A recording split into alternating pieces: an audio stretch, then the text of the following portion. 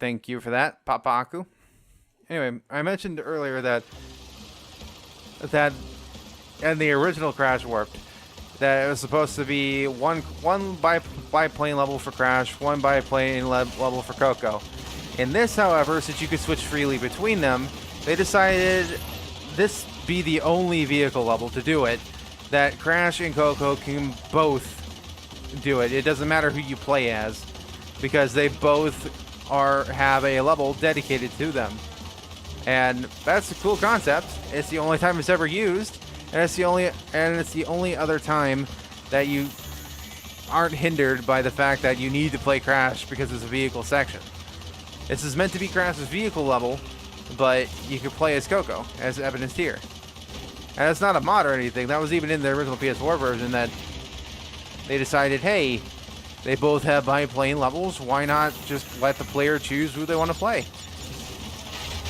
I think that's something that paid off. It's nice that you get to play as Coco, and both if you want to play as Coco, like what I've been doing for this entire trilogy playthrough, is just playing as Coco. I've been sort of avoiding playing as Crash. Not that I don't like playing as Crash, I just like playing as Coco.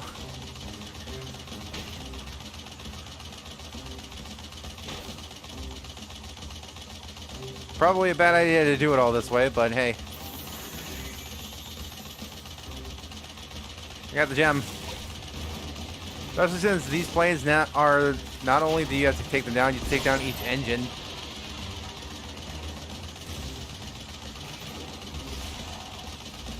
Do a barrel roll. Yeah, these guys are getting a hit on me. Engine did not. It's kind of bad that when the henchmen are able to hit me and the freaking boss can't. But again, the level isn't that hard. I think the hardest thing about these levels, the 2 to 3 plane levels, the third plane level is a Ring of Power thing. It was a reference to one of Naughty Dog's first games. It's literally just going through the rings, basically a little race. It's not even combat based. I think the only reason you're able to shoot is because you have to shoot Nitro. You don't even get really any enemies in that level. But the plane sections are always the easiest ones to me, as evidenced by the fact that I didn't die in either of them. I have 59 lives. 10 more and we have a good time. But the hard part with the plane levels is really, personally, the relics, because you have to find the best method of the best route to go in order to take out those planes within an allotted amount of time. And since they redid all the times for the N Sane Trilogy, from what I've heard, a lot of the times are a lot more pinpoint accurate since it's been modernized, because they didn't just modernized. They just didn't take the times that were in the original copy of the games. They redid them. They had to do that for the first two games since there was no relic things to go off of. But for Crash 3, they probably kept it at the similar thing where they just redid the times. They just got the fastest time that they could get and made it platinum. Which makes sense. The trilogy itself is old, and with the now universal scheme of movement being based off Crash 3 for both Crash 1 and 2, why not actually redo that since we're redoing everything else?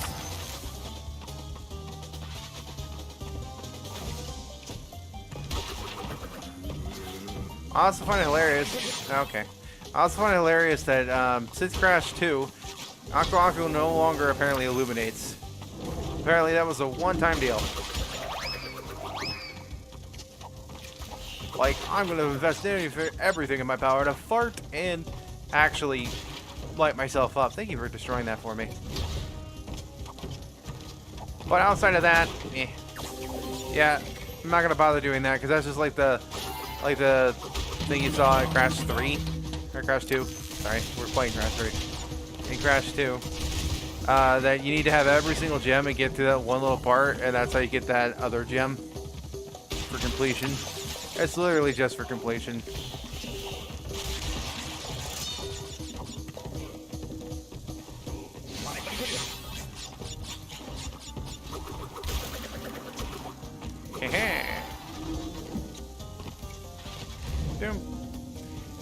have moved. Oh, it's dark. It's actually legitimately dark. It's not like the nighttime level in Crash 2 where it was supposed to be dark, but it's not.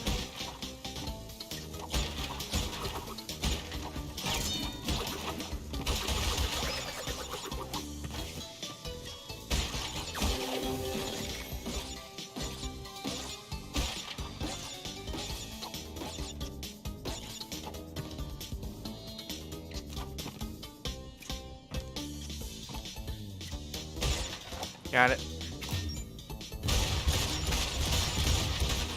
I mean, I could use this and just, you know, cheat.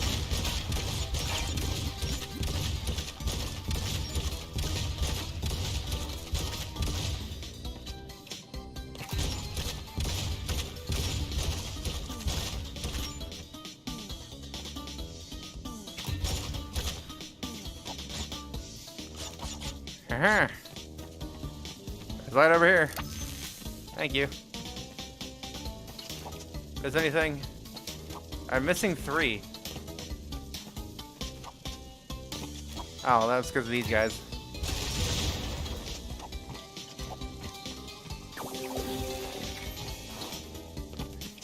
But unlike the Crash 2 level, I know I already said, but unlike the Crash 2 level where losing that doesn't make it completely dark, as you can see here, it's completely dark when you lose them in this level.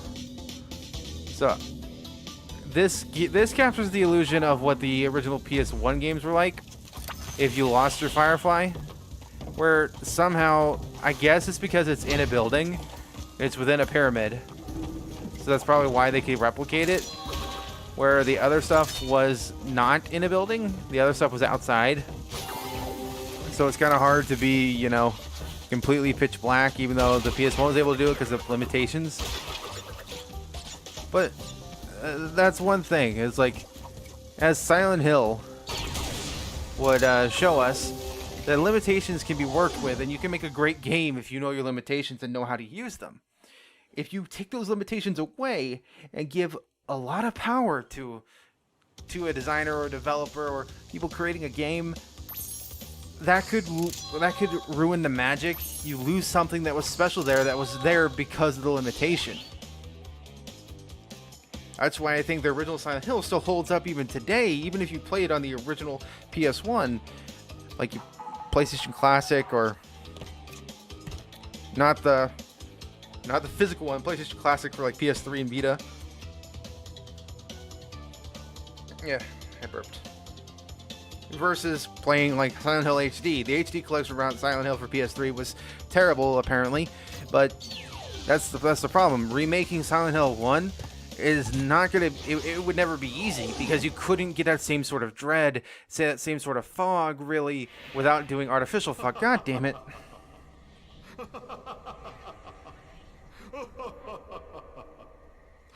It glitched again, and I'm staring at a black screen. I'm supposed to be angry, full of rage, incensed beyond Let Lex belief. do his thing. Once again, you have outsmarted and outspun my best henchman. I should be rather upset, shouldn't I? And in fact, we're furious, but it seems you have overlooked one small detail, you little orange delivery boy. Now that you have gathered all the crystals, Delivery boy. all we have to do is take them from you. Alright. I really wish Activision will let them patch that. I don't know how to fix it. Crash Bandicoot, for the last time, give the crystals to me. Ah, look, anime battle between brothers. Haha. I did like the fact that if you pay attention to the design of the battle, while it does introduce the anime battle between the brothers here, that is also a nod to the Crash 1 battle because he's using a similar weapon. He's using his ray gun just from the first game. It is a bit different though, since you know you got the brother masks fighting each other anime like. And then you gotta knock him down here. That's the only way to hurt him, because apparently just spinning him doesn't work.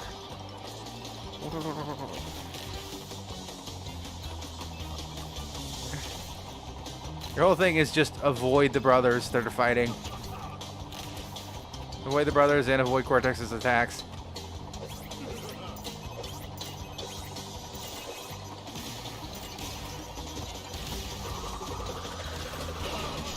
Got him.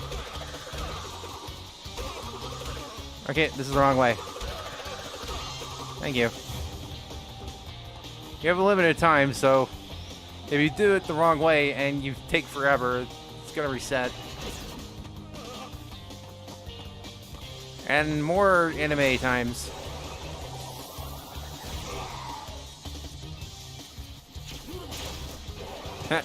You hit your mask friend.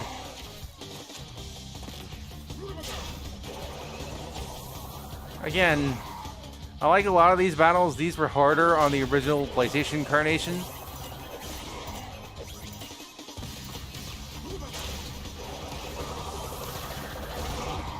Yep. This is what I mean. If you're not fast enough, that happens. I wasn't fast enough because I stupidly led them there to that exact spot that I needed to get to.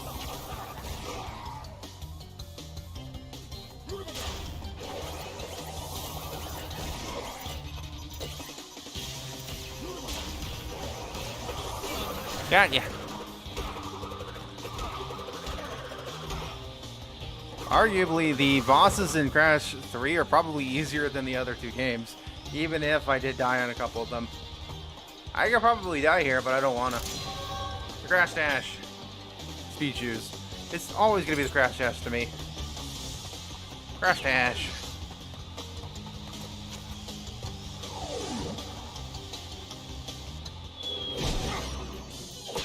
Defeated again. This is not fair. Maybe I should retire to a nice big beach with a nice big drink and a woman with nice big bags of ice for my head. You took over Bandicoot. There are still the gems. We still have a chance to triumph.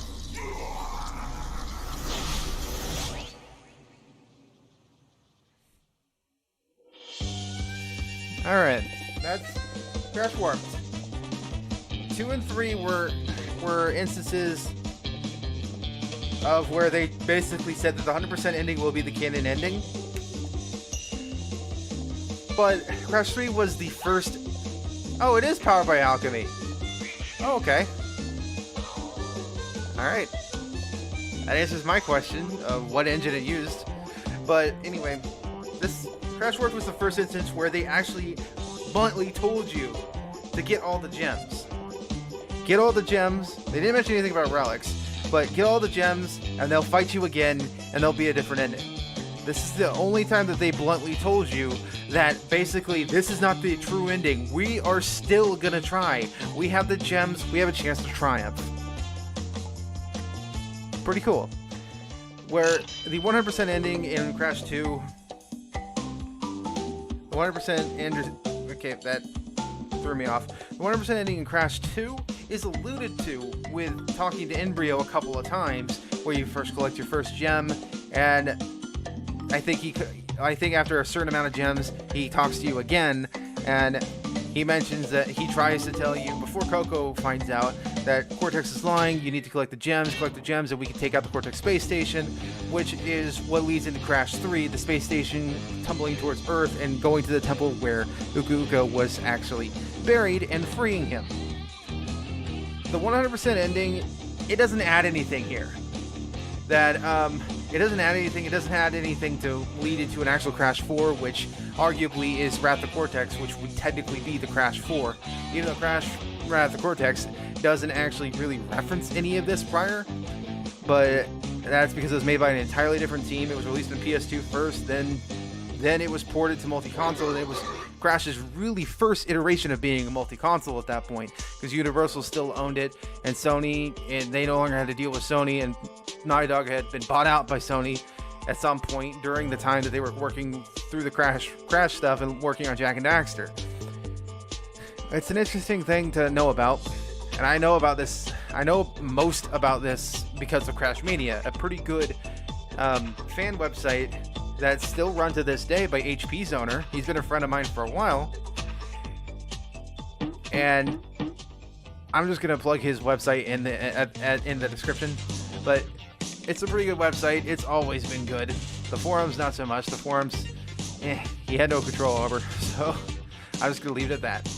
But yeah, thank you guys for watching. That was the N Sane Trilogy.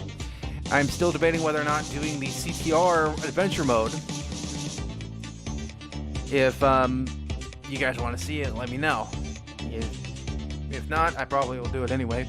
But it depends on what I want to do.